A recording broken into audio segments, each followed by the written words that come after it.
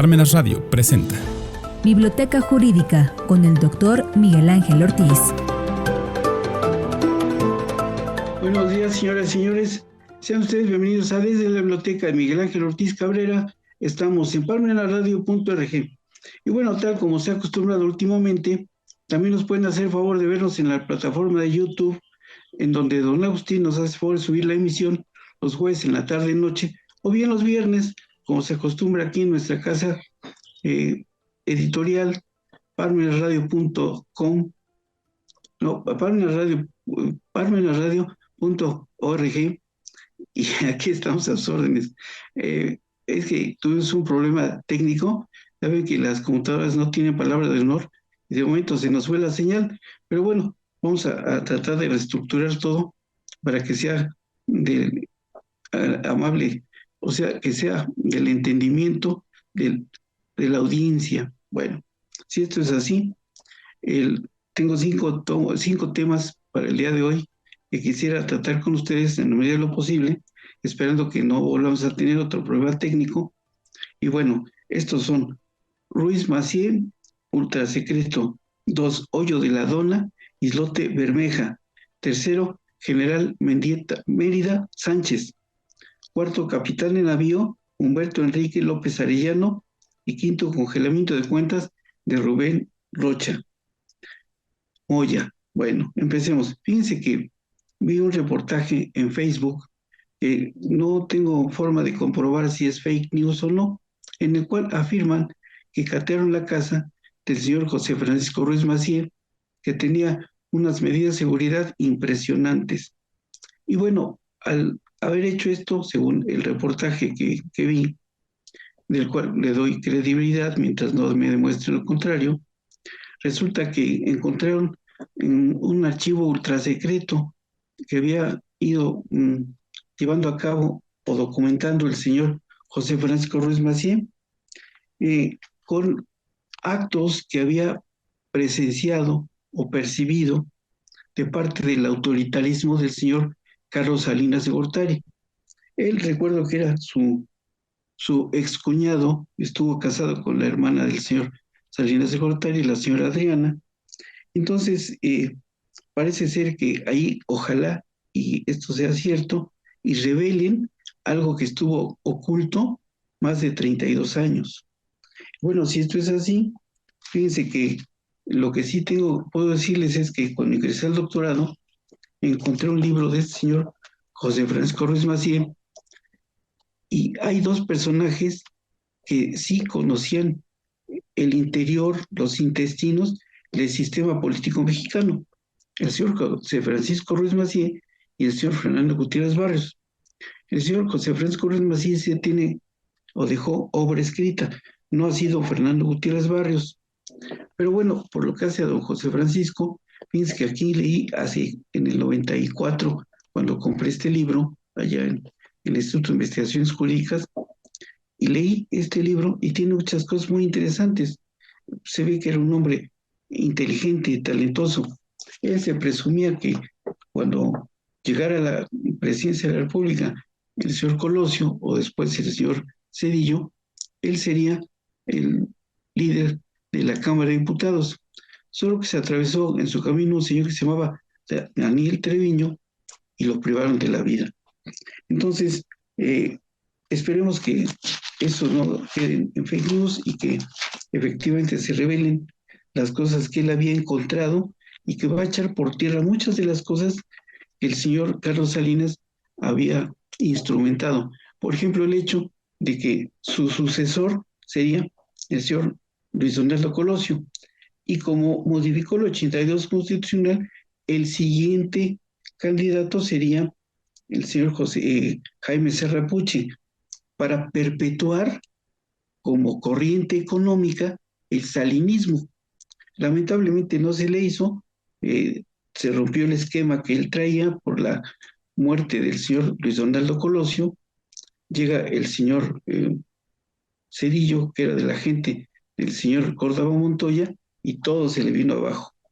El señor Carlos Salinas aspiraba también a tener un puesto, un cargo en la Organización Mundial de Comercio, cosa que tampoco le funcionó, Y bueno, lo único que logró fue haber dejado el país en una completa y absoluta desgracia. De ahí se generó el error de diciembre, del cual en alguna otra ocasión comentaremos.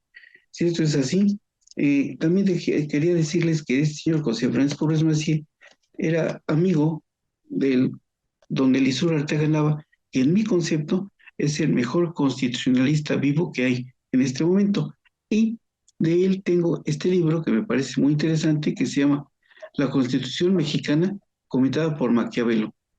No creo que haya en el país alguien que sepa más de Maquiavelo que don Elisur Arteaga. Aquí está el libro. Y lo compré en una ocasión cuando fui al examen de grado del doctor Romero Beristain. Pasé por una librería y ahí encontré este libro. No lo he vuelto a ver en ninguna otra parte.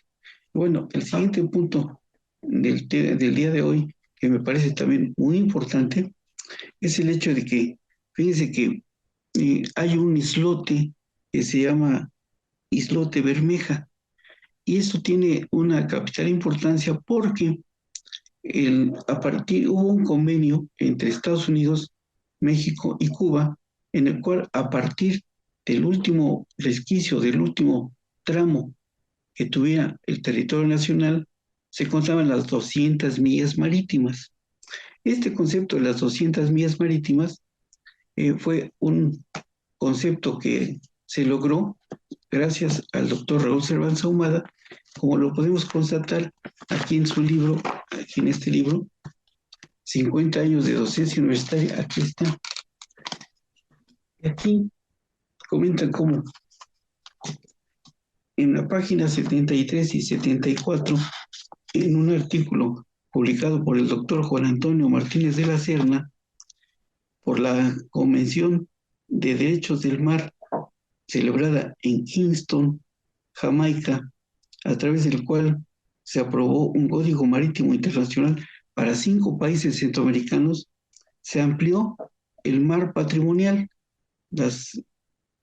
El límite ya no era como antaño, que eran 12 millas, sino 200 millas marítimas. Y aquí está, en la página 74, para que no nos quede duda. Aquí está. Don Raúl había sido fundador de la materia de Derecho Marítimo desde 1945 en la Universidad Nacional Autónoma de México, y después fue el coordinador del doctorado, más bien del posgrado de la Universidad Nacional Autónoma de México, hasta que empezó ya muy grande, dejó ese cargo y nombraron ahí a don Pedro Zorrilla y después otras personas. Bueno, aquí lo importante es que cuando se hizo ese convenio o ese tratado entre Cuba, Estados Unidos y México, el último resquicio que tenía nuestro territorio era el islote Bermeja. Pero por razones que ignoro, resulta que un buen día desapareció el islote. Y eso solamente puede haber sido con una orden del comandante supremo de las Fuerzas Armadas. Entonces desapareció. Pero fíjense que las leyes de la naturaleza son sabias. ¿Qué creen? Acaba de volver a aparecer, y eso va a tener como resultado que se vuelvan a reconsiderar, a reestructurar los límites de ese mar patrimonial a partir de ahí, porque al haber desaparecido, ¿qué fue lo que sucedió? Que lo que le correspondía a México se le había quedado aquí, a Estados Unidos. Pero ahora que apareció otra vez el islote, esa riqueza del mar patrimonial le pertenece aquí otra vez a México. Entonces, es muy importante esto porque el señor Cedillo no fue tan buen presidente como la gente supone. Nos dejó una herencia que no me preocupa porque no la voy a acabar pagando yo, pero sí nuestros descendientes. Se acaba de pagar hasta por ahí del 2042, ya se ha pagado más de 1 billón y todavía se debe otro billón más, el famoso FOBAPROA, con el cual la deuda privada de los banqueros la hizo pública con cargo a los mexicanos. Y aparte, el señor, ahora sabemos que tenía vínculos, su familia política, con el cártel de Colima, los señores Amezcua Contreras. Así es que ese sí, señor, Ese sí fue un narcopresidente.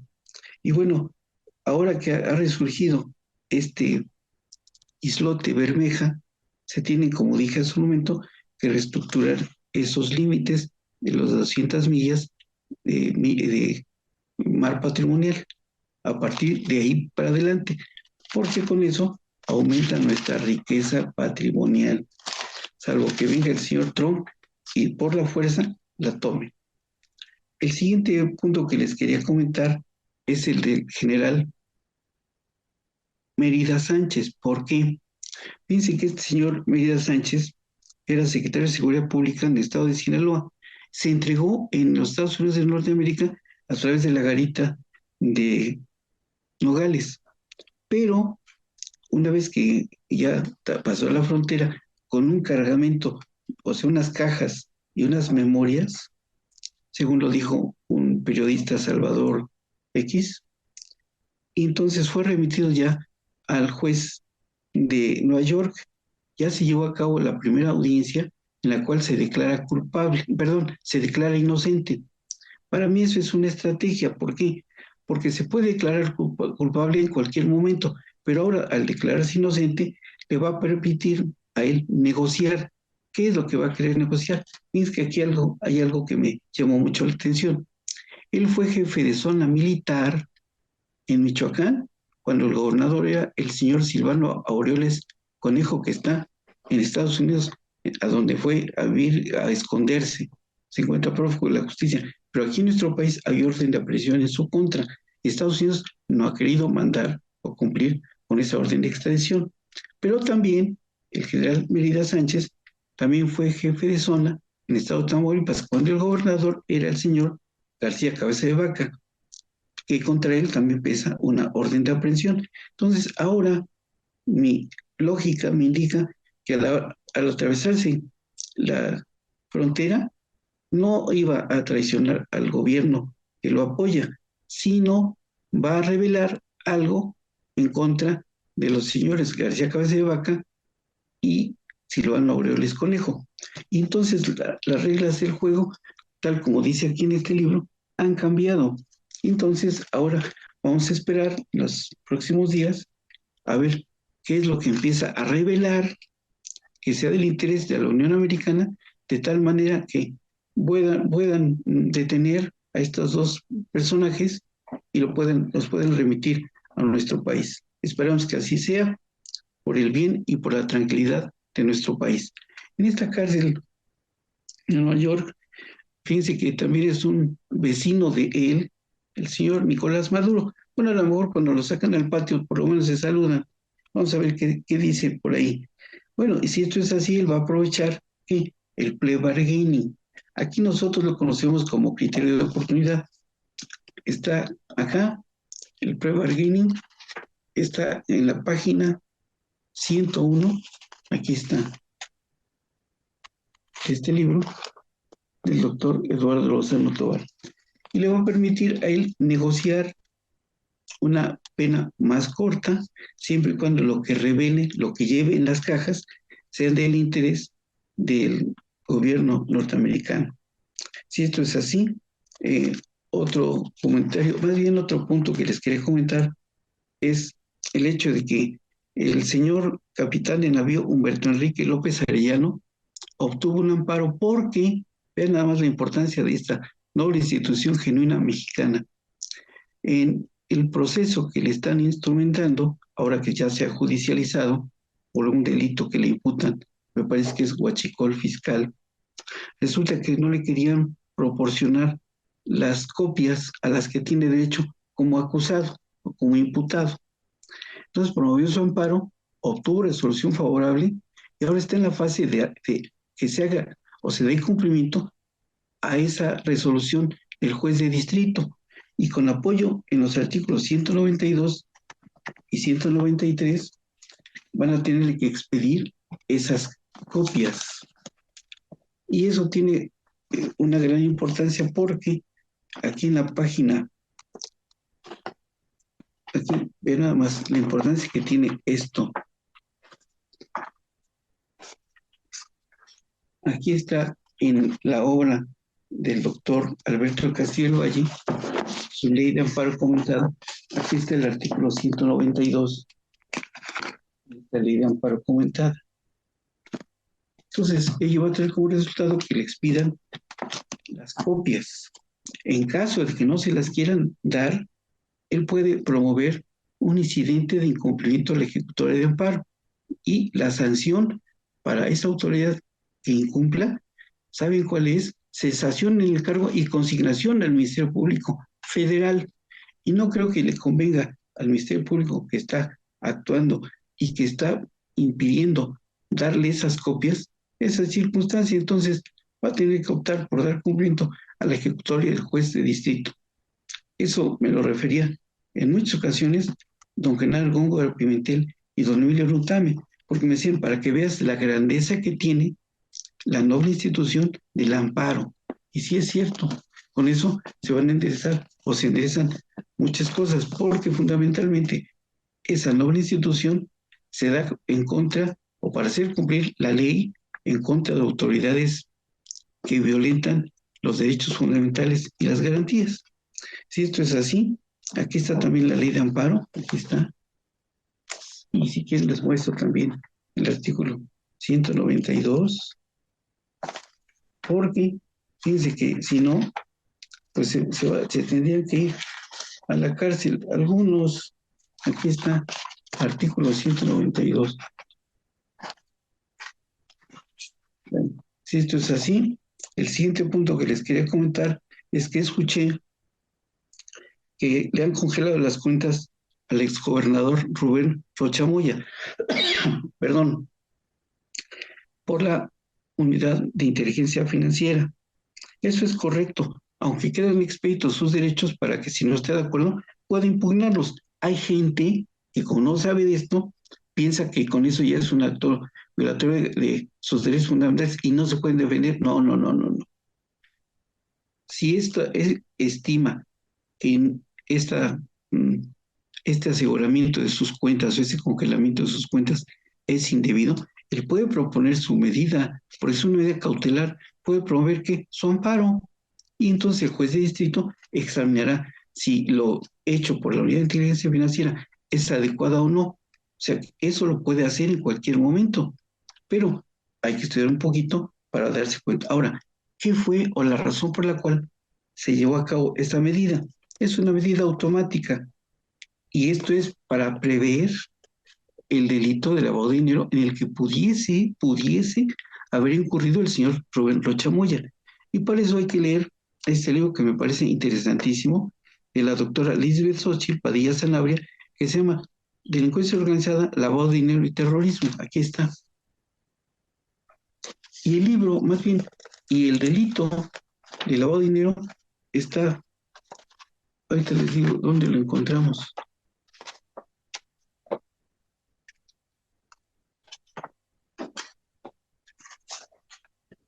Porque lo encontré y hasta lo marqué, pero creo que ahora que se cayó el sistema, se cayó el papelito con el cual lo había marcado. Y sí, creo que sí fue así. No, aquí está. Lavado de dinero, página 157. Aquí está. Sí. Esto es así. Ya no me queda ninguna otra cosa que contarles, excepto dar las gracias y ofrecer una disculpa. Repito, las computadoras, los ordenadores, como algunos les llaman, no tienen palabra de honor. Pero bueno, se cayó el sistema, logramos rescatarlo y estoy aquí nuevamente a sus órdenes. Y una súplica final, que tenga la bondad de poner like o me gusta, de tal manera que don Agustín tenga forma de cuantificar las personas que nos siguen semana a semana. Muchas gracias, buenos días, buenas tardes, buen provecho, hasta la próxima. Radio presentó Biblioteca Jurídica con el doctor Miguel Ángel Ortiz.